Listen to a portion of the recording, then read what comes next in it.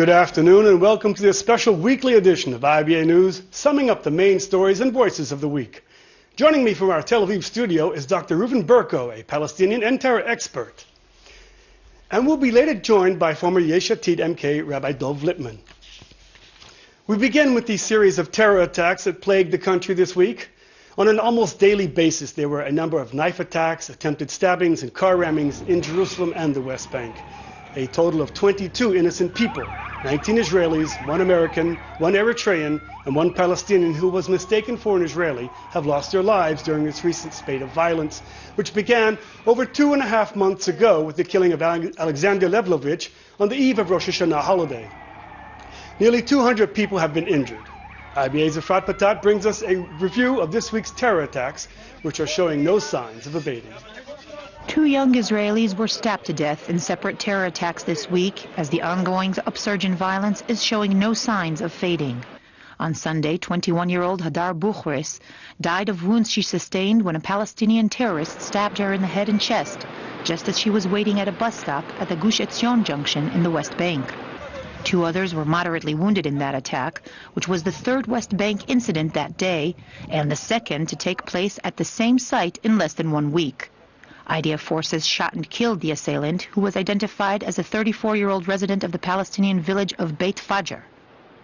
Hours before that deadly attack on Sunday, a Palestinian taxi driver rammed his vehicle into an Israeli car and then began stabbing its passengers near Kfar Adumim. The Israeli passengers got out of the car thinking they were involved in a car accident when the Palestinian driver took out a knife and began stabbing them. An armed civilian shot and killed the terrorist. Earlier on that same day, just as the week got off to a fresh start, a Palestinian woman attempted to knife 2 Israeli teens who were standing at a hitchhiking post outside the Hawara checkpoint near the West Bank city of Nablus.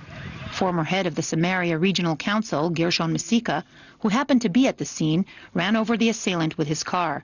The female attacker fell to the ground and security forces fired at her. 1 day later, on Monday, there were 4 separate attacks in Jerusalem and the West Bank. 18-year-old IDF soldier Ziv Mizrahi was stabbed to death at the Dor Alon gas station along Road 443, the highway which connects Jerusalem to Tel Aviv via Modi'in. Mizrahi sustained severe abdominal wounds when he was repeatedly attacked by a 16-year-old terrorist from the nearby village of Katana. Paramedics attempted to resuscitate him, but were forced to declare him dead at the scene. Another female was also stabbed and wounded in that attack. She was evacuated to hospital with moderate injuries. The assailant was shot and killed by soldiers at the site. It was later revealed the tragedy struck the Mizrahi family twice, and that the young victim's uncle was also murdered in a terrorist attack at Jerusalem's Cafe Hillel in September of 2003. Earlier Monday, outside Jerusalem's Machne Yehuda market on the city's Jaffa Street, 2 Palestinian girls, aged 14 and 16, tried to attack pedestrians with a pair of scissors. They managed to lightly injure an elderly Palestinian from Bethlehem, who they mistook to be Jewish, before police shot and killed one of the girls and injured the other. The perpetrators were identified as 2 cousins from East Jerusalem. There were also attacks inside the West Bank. In one incident, a terrorist was shot dead as he tried to stab a soldier. In another incident, a Palestinian tried to run over yeshiva students near the settlement of Chomesh, injuring 1 young man before fleeing the scene. Continuing the harsh new pattern, which is sadly becoming a reality here in Israel, 3 IDF soldiers and a border police officer were injured, one of them moderately, in a car ramming attack Tuesday morning at the Tapuach junction in the northern West Bank. The Palestinian driver from Jenin was shot by forces on the scene and was neutralized. On Wednesday, another Israeli man in his 20s was seriously injured in a stabbing attack at the Al-Fawar junction southwest of Hebron. He was evacuated to hospital along with a Palestinian terrorist who was shot and wounded by forces in the area. Reacting to the ongoing spate of Palestinian attacks, Prime Minister Benjamin Netanyahu said we are in the midst of a continued struggle which requires patience, courage, and determination. Speaking while on a visit to the site of the deadly attacks in Gush Etzion, Netanyahu said we are determined in the war against terrorism of lone wolf attackers who have been subject to incitement, stressing that Israel shall win that battle. The Gush Etzion junction has been the site of numerous deadly attacks by Palestinian terrorists, and on Monday, hundreds of the bloc's Jewish residents held a protest demanding better security measures. Regional leaders called for the complete separation of Israelis and Palestinians traveling through the junction, which also connects Hebron to Bethlehem. The Prime Minister and Minister of Defense, along with IDF brass, also toured the Gush Etzion junction and instructed beefed-up military presence there. The Army also enforced new security measures, including diverting Arab drivers to bypass roads, and has for the moment barred Arabs from coming to the junction, the site of the popular Rami Levy supermarket and a commercial zone. Meanwhile, Palestinian Authority President Mahmoud Abbas is continuing to place the blame for the current spate of violence solely on Israel. In a statement issued to the UN earlier this week, Abbas reiterated his accusations that the Jews are trying to change the status quo on the Temple Mount and charged that the Israeli government is repeatedly carrying out illegal killings of Palestinian perpetrators of terror attacks against Israelis. Both charges are adamantly rejected by Jerusalem, which claims the PA president's remarks constitute incitement, which further fuels the violence. In an effort to restore calm, U.S. Secretary of State John Kerry arrived in the country on Tuesday for a brief round of talks with Prime Minister Netanyahu and PA Chairman Abbas. Netanyahu told Kerry that Israel would implement trust-building measures with the Palestinians only when the violence against Israelis comes to a complete halt.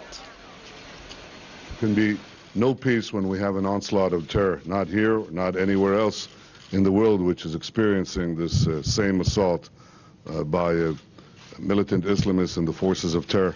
Israel is fighting these forces every hour. We're fighting them directly against the terrorists themselves. We're fighting also against the sources of incitement, and we believe that the entire international community should support this effort. It's not only our battle, it's everyone's battle. It's the battle of civilization against barbarism.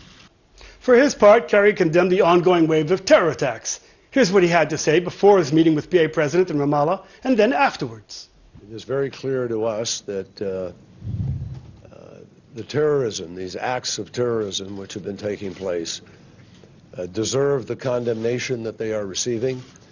And today I express my complete condemnation for any act of terror that takes innocent lives and disrupts the day-to-day life of a nation. Israel has every right in the world to defend itself. It has an obligation to defend itself. And it will, and it is. A very constructive and serious conversation with President Abbas. And I want to say that I know that the situation for Palestinians in the West Bank, in Jerusalem, in Gaza, is at this moment very dire, that there are extraordinary concerns, obviously, about the violence. And I want to make it very, very clear tonight that I am here at the request of President Obama to see what we can do to try to help contribute to calm. Former IDF Chief of Staff Benny Gantz says that the only way to curb the violence is through a diplomatic solution. In his first political statement on the security situation since leaving the IDF, Gantz said he was in favor of the establishment of a limited Palestinian state. Speaking at a panel discussion on peace this week at the Bar Ilan University, Gantz added that the current wave of terror is the Palestinians doing, and it was up to them to take action and diffuse the tensions. In related developments, a recent poll conducted by Israel's Channel 2 shows that a large number of Israelis would prefer the ex-army chief over Netanyahu as prime minister. According to the survey, if a race for the premiership would be held today without any political affiliation, Gantz would take the majority of votes, beating the incumbent prime minister 44% to 32%. However, there is a one catch. By law, Gantz has to wait for at least 3 years before he is allowed to compete for premiership. Turning now to our Tel Aviv studio, where we are joined by Dr. Reuven Berko. Dr. Berko, over 22 innocent people have been killed, nearly 200 people have been wounded, and almost 100 Palestinians involved in clashes have been killed. Can we say that we are in the midst of a third intifada, or as the army insists on describing it as a limited uprising? I don't think so. I believe that even the Palestinians do not call it an intifada, they call it habba, which is something very, very modest, and it goes to several, not a huge or large numbers as we used to in the first and second Intifada. And I believe that the Palestinians themselves know that this phenomenon on violence will bring no benefit to them, and I believe that even in these very minutes that we are talking, they are now considering the aims, the goals of all these events, and what they've managed to achieve. And I want to remind you and the audience that in the very beginning they claimed that Al-Aqsa Mosque is in danger, and everybody knows, of course, that it is a lie, and maybe I would define Al-Aqsa Mosque is the safest and secured place, a secure mosque all over the Middle East, and everybody knows that in these days mosques are bombed on the prayers' heads, and churches are burned and the prayer, and women, Christian women and others are raped. This is the only safe place, thanks to the fact that the Israelis are the sovereign power upon Jerusalem as the capital of the Jewish state. And now, as a result of all of this wave of violence, even Palestinians understand that the victims that are a direct result of a permanent incitement in the mosques and the social nets will bring no benefit to the efforts of changing the equilibrium in the Middle East, as the Palestinian thought and planned, mainly the Islamic movement headed by Sheikh Ra'ad Salah, who in a very awful timing, even for his plans, used the trigger of Al-Aqsa at the time the world understand that we are all in a wave of Islamic violence, beginning with Iraq, But Iran, Dr. Berko, etc. Dr. Berko, let me ask you something. The IDF Chief of Staff, former Chief of Staff Benny Gantz says there needs to be a Palestinian state. The Army is recommending strengthening the PA now and easing conditions for the Palestinians. Yet some people in the Israeli government are calling for launching another operation like Defensive Shield. Well, who's right, the military or the government? Look, this is an argument concern also the question whether the Palestinians should be delivered a new weapon or vehicles, etc., etc. You cannot talk to a Palestinian government who still in these minutes claim again and again that we are trying to change things and we are changing the status quo in Al-Aqsa Mosque. This is a lie. That the purpose is to flame and to increase violence instead of trying to put it down. And in these minutes, to say to give them a reward by saying that this is the time to give them vehicles, weapons, or any process or progress in the political efforts to reach any agreement, it's kind of a ridiculous approach, I believe. But how do you suggest that we confront with this knife terrorism, the stabbings, or the individual lone wolf attacks? Listen, this needs, as Prime Minister Netanyahu said very truly, this needs a lot of patience and a lot of doings or acts on the ground. And I believe that even in the Palestinian society, by the time they understand that it's a boomerang effect, because these teenagers who go and stab Israelis actually achieve nothing, but the result of these dangerous acts are, you know, the destruction of the Palestinian patriarchal, traditional way of living. By the time little or teenagers go by knives and stab innocent people in the street, this leads the society into destruction, because these women will do other things in the future nobody can control. Dr. Berko, we have just time for one more question. Netanyahu says that we're likely going to be in this situation for quite a long time. It's not going to end anytime soon. What do you think? I believe that this wave of violence is part of a global campaign, and this is some kind of epidemic social disease that not only the Israelis are fighting against by the world, they encourage each other by the terror attacks that they saw in the social nets, on television. And by the way, by dealing with these acts, we are increasing their will to participate. But we are a democratic state, and Europe is a democratic state, so everybody must deal with it openly. But I believe that even Palestinians, as part of this Islamic terrorist campaign, will reach to the understanding that there is no use for this violence because Israel is still there. We are still having Jerusalem united. Yes. Al-Aqsa Mosque is safe and secure. And there is no meaning for this violence, and will overcome, as we always did in the past. Dr. Reuven Berko, thank you for the insight. Thank you. In a rare show of support this week, the New England Patriots football team observed a minute of silence for Ezra Schwartz, a resident of Sharon, Massachusetts, who was killed last week in a terror attack in Gush Etzion while on a study program in Israel. Some 80,000 fans in the stadium stood in silence in memory of Schwartz, who himself was an avid fan of the Patriots. The tribute was announced right before the team's game against the Buffalo Bills overnight Monday, and televised to an estimated 15 million spectators worldwide.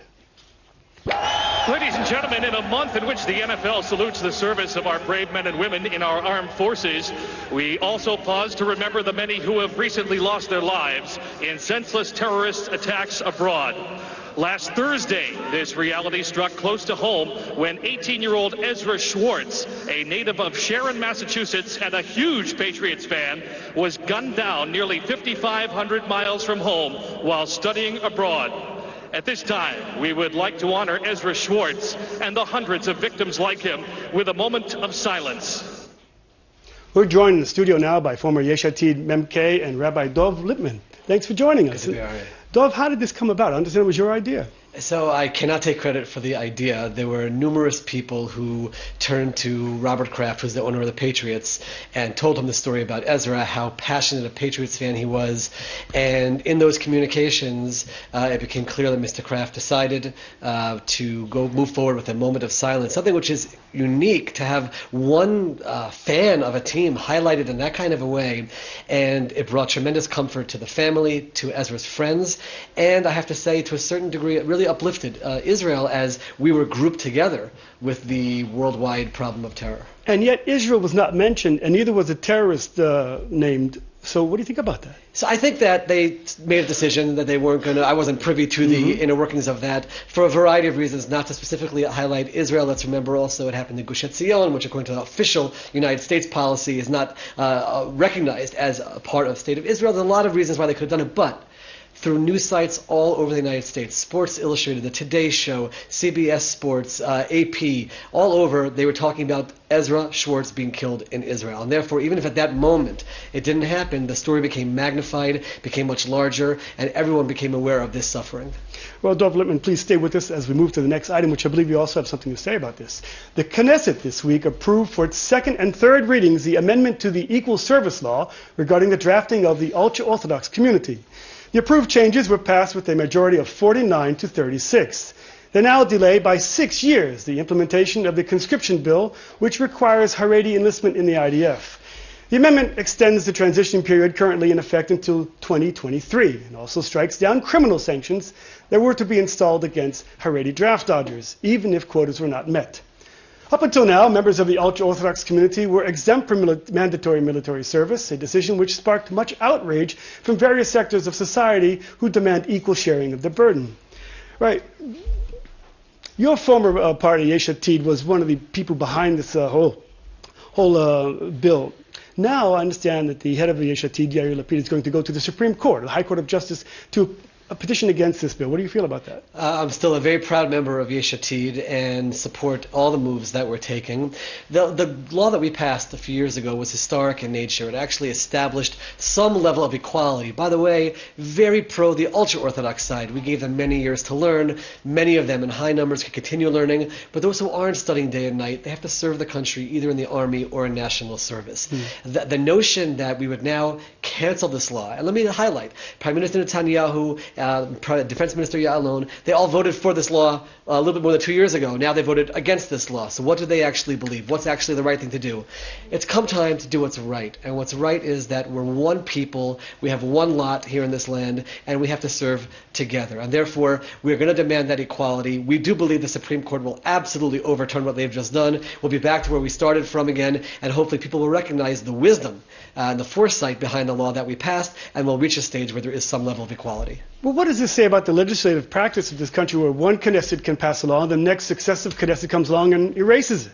Well, they tried to finesse it so that they weren't erasing it. They said we're extending things, we're pushing it further along. It is sad that things are so politicized. It is sad that the center of Israel, I would call it the middle 70-80% that all wants equality in national service and wants many other things, they're not being represented because the Prime Minister is being pulled in the direction of extreme, very small groups in society. That has to change, and I hope that all of Israel wakes up to that and realizes they have to put people in office who are going to follow their values and what's right, and not just whatever is necessary to stay in office. Well, there's a lot of expediency now. We have people changing the colors of their skin by voting for it last time and voting against it this time. I honestly, I've thought to myself many times, people ask me, would you ever leave the Knesset while you were there over an issue? If I could never press the button to undo something which I just believed in so passionately a few years before. And there are ministers in the Likud and in the Jewish Home and in the Kulanu Party I am sad to say, but they did not follow their conscience here, and they did things just to stay in office.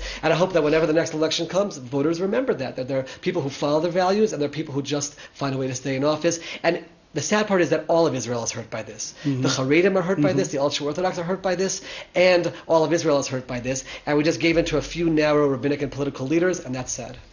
Well, thank you, Dov Lipman, and please stay with us to the end of the broadcast. Absolutely. The current wave of terror attacks has also taken its toll on the tourism market, but surprisingly, it's the Israelis who were the first to cancel, and it's hitting the branch hard. I went out to examine the situation, and here's what I found. Jerusalem's bustling and colorful Machane Yehuda market was bouncing back. Just the day before, workers were washing off the blood from a terrorist attack, and now, amid the beefed-up security, shoppers and tourists were again drawn to the market. It was full. People came in, lots of tourists, buying, looking, like nothing happened yesterday here, very near. It was very much surprising for me. I was surprised. I was not ready for this. Are you afraid? No, not afraid. You know, we had attacks in Paris 2 weeks ago, so we feel more safe here than in Paris, in fact. Really? Yeah. But the bigger picture is not so bright. The wave of terror has sparked a tsunami of cancellations. The first cancellations come from the Israelis.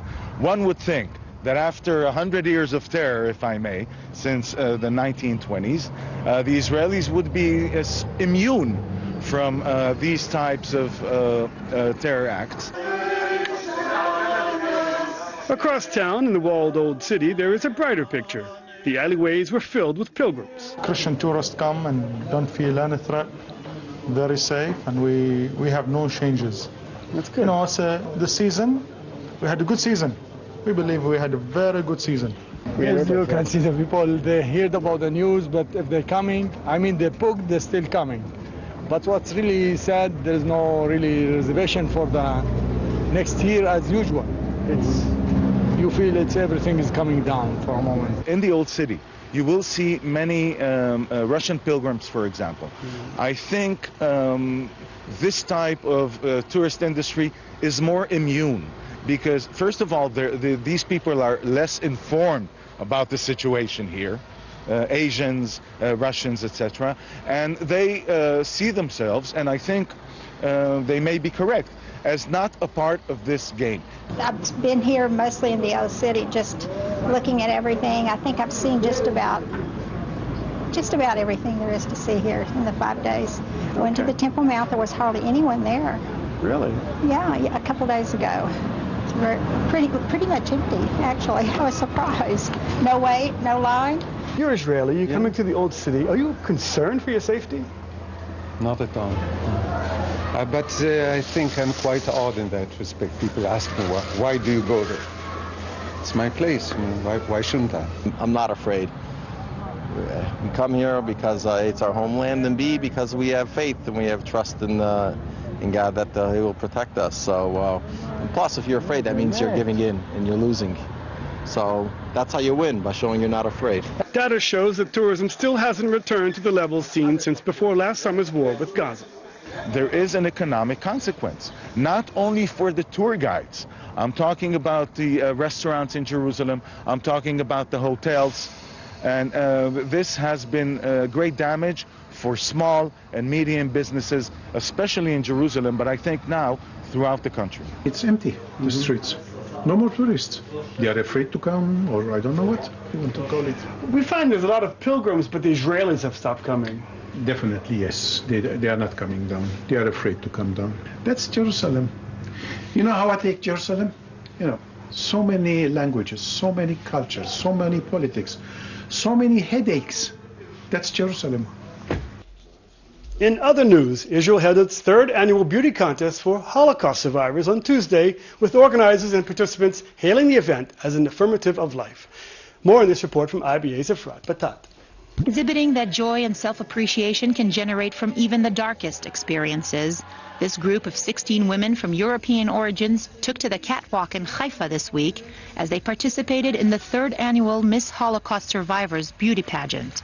The event, organized by the Helping Hand organization, which aids many of the estimated 200,000 Holocaust survivors currently living in Israel, hopes to bring a touch of glamour into the participants' lives while allowing them to show off their inner beauty as well. Hairdressers and makeup artists were on hand to treat and pamper the contestants before they hit the runway. All of the beauty queens were also given the opportunity to share their personal stories. This is a very important event where tonight Holocaust survivors have the opportunity to experience something which they missed in their childhood. Many of them, they were children or teenagers or young adults during the Holocaust. They were either in ghettos or in concentration camps. So this night is giving them something back which they never could experience when they were young. If you look at the faces of the Holocaust survivors and the joy and the happiness, you see it's an evening which really is healing some of their wounds which they bring with them. At the end, 84-year young Romanian-born Rita Berkowitz was crowned this year's most striking senior citizen.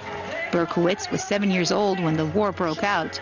Following the horrors of the Holocaust, she immigrated to Israel in 1951 and got married. She has 1 daughter, 6 grandchildren, and 5 great-grandchildren. While the women involved seem delighted to take part in the event, the idea is not warmly accepted by critics who claim the pageant exploits vulnerable elderly people for entertainment purposes and degrades the memory of the 6 million Jews killed in the atrocities. I think we chose them by their will for life, by their energy. They were so happy to be there on stage and to tell their story, and for each one of them wanted and mentioned the fact that she's here because she wants us to remember and to talk about it and to never forget. And there was something so touching by the way they just wanted us to understand that we need to celebrate life. Thanking the crowd and judges, Berkowitz delivered a message calling on Jews from around the world to come to Israel, saying we shall be stronger, not afraid of anyone, and added that Jews will never disappear from the world, proving that true beauty comes from within and is most certainly ageless. And finally, here's a story that shows just how fascinating this land can be. An 8-year-old boy on a trip with his family to the park in ancient Beit Shemesh bent down and picked up what turned out to be a rare head of a statue from the First Temple period. The family reported the discovery to the Antiquities Authority, who gave him a certificate of honor yesterday. The ceramic head was identified as part of a fertility goddess dating from about 2,700 years ago. The boy had said he'd just seen the movie Indiana Jones and wanted to be like that when he grows up. Well, that brings us to the end of this special weekly edition of IBA News. I'd like to thank our guest today, former MK Rabbi Dov Lipman, and Palestinian affairs expert Dr. Reuven Berko, who was in the studio in Tel Aviv. We are actively working to resume our daily bulletin in the near future. In the meantime, we encourage you to let us know what you think. Please send us your comments to ibaletters@gmail.com. That's ibaletters@gmail.com. Thank you, Dov, for being with us today. We really appreciate it. I'm Aryeh O'Sullivan wishing you a good week and shalom from Jerusalem.